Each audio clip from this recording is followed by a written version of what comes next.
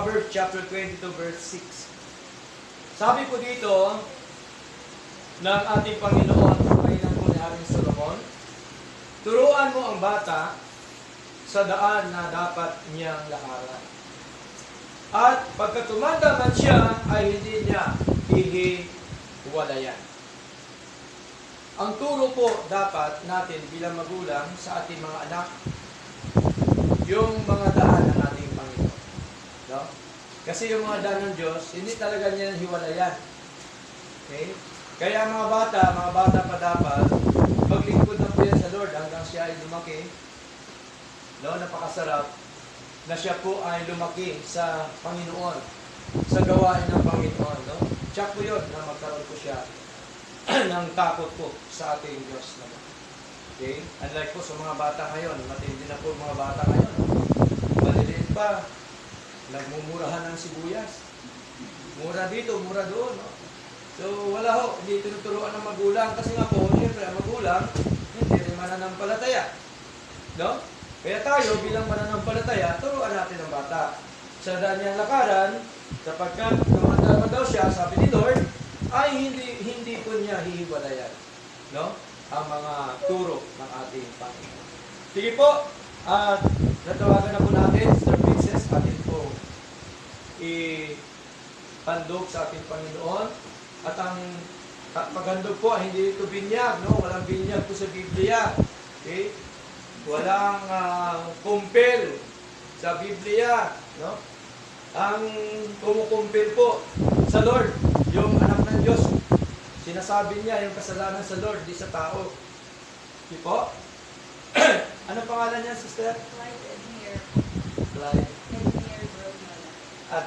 Admir. Edmir. Edmir. Ang haba ng mga pangalan ng mga bata. Parang hindi ko na natandaan. Edmir. Okay. Clyde Edmir.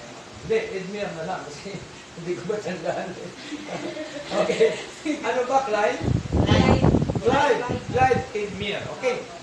Sige po mga kapatid, bilang kayo po ay mga kapatid na witness sa ating paghandog po sa Kanya, ay atin pong ipanalangin po sa Lord. Sige po, manalangin po tayo. Tayong lahat po ay kumikita ay manalangin ang banal.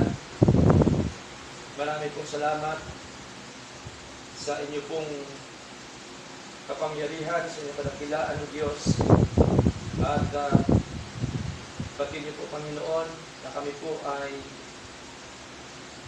merong idinulog po sa inyo, Panginoon, ang anak po sa Princess, na ang pangalan po ay Clyde Edmir, Panginoon. Pati niyo po, Diyos, ang kanyang buhay. Na kung saan, Panginoon, ay simula sa kanyang magulang, ay nawa, patuloy niyo po nawa, pangunahan ang kanyang magulang na turuan po ang kanyang anak sa mga daan na nais niyo po, Panginoon. Amin po siyang binatas po sa inyo, Panginoon Diyos. Si Brother Clyde Edmir, Panginoon, na nawa po siya ay lumaki ay takot po sa inyo. Basbasan niyo po nawa ang kanyang buhay.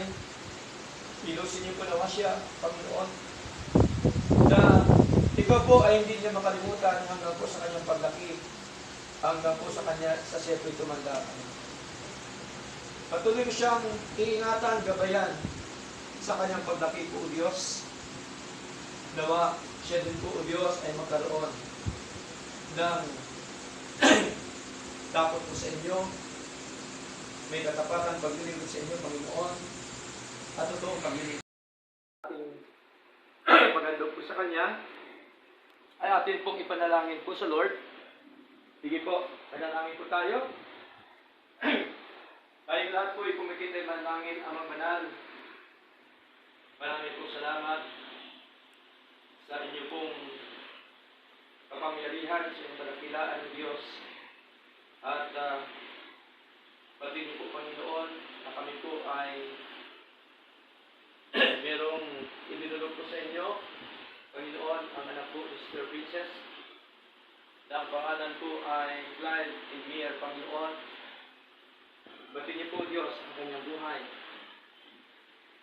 na kung saan Panginoon ay simula sa kanyang magulang ay nawa, patuloy niyo po nawa pangunahan ang kanyang magulang na maturuan po ang kanyang anak sa mga daan na nais niyo po, Panginoon.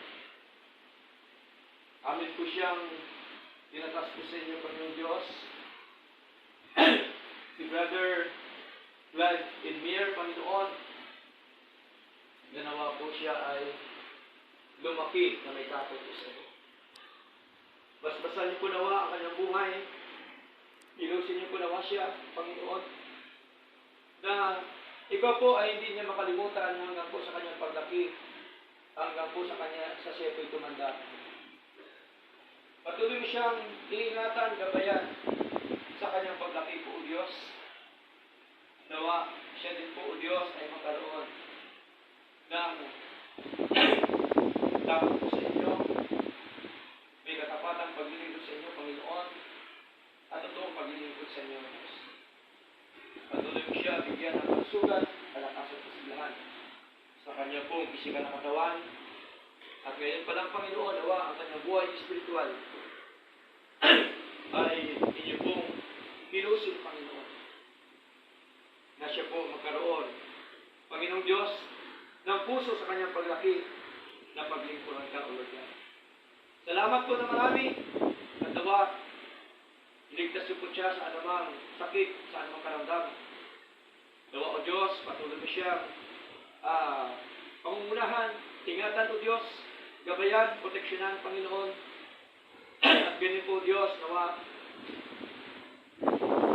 patuloy po siyang sa kanyang paglaki na dumalo sa iyong gawain po.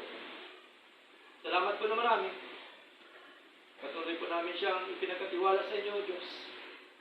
Sapagkat kayo po, Diyos, na bayari ng lahat ng mga bagay. Paspasan niyo po nawa kanyang buhay. Pagpalain niyo po nawa siya, Panginoon. At patuloy niyo po nawa dutungan ang kanyang buhay, Panginoon. Na siya po, Diyos, ay patuloy po na magkaroon ng desire. Na paglingkuran ka, magkaroon ng desire, Panginoon. Na sundin ang inyong mga kaloob. Salamat po na marami. Patuloy po din po pagpalain ng kanyang pamilya, buong siyang bayan po, Diyos. Na matususan, maturuan ang kanyang pong anak, Panginoon, sa tunay at totoo na paglilingkod sa inyo. Salamat po na marami, O Lord God. Tunay nga po na ipinagkatiwala namin lahat po sa inyo. Sa pangalan po ni Jesus.